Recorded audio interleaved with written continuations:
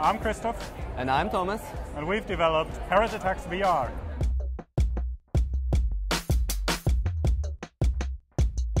Parrot Attacks VR is a bird hunting game where you use your controllers to shoot birds that are flying around you and get points for shooting them. And you try to score as many points as possible within 1 minute. So we used Unity for game development and Steam VR for integrating the Oculus Rift or HTC Vive. And we've used some of the assets we could find in the asset store for the game. Well, this is a free time project for us that we did in the last year or so. In total, maybe it was 2 to 3 weeks of work effort that went into the project.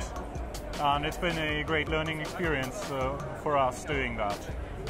So Parrot Attacks VR has been the first game in the VR universe that we've been working with, so we've learned a lot of things.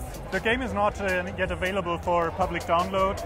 We are hoping to achieve that at some point.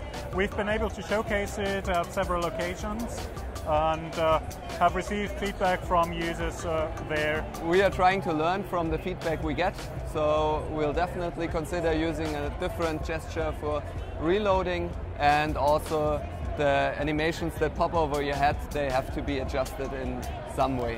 As Intel Innovators, we get to travel to different occasions to showcase our work. So for example, we were at the Intel Bus Workshop in Berlin earlier this year, and now we're here in San Francisco presenting our different showcases. But we also get access to pre-production hardware and to NDA calls and so on and so on. So there's a lot of things that are nice about the Intel Innovator program. You can go to parrotsonjava.com, which is our blog where we publish all our demos and all our news about where we are appearing and presenting.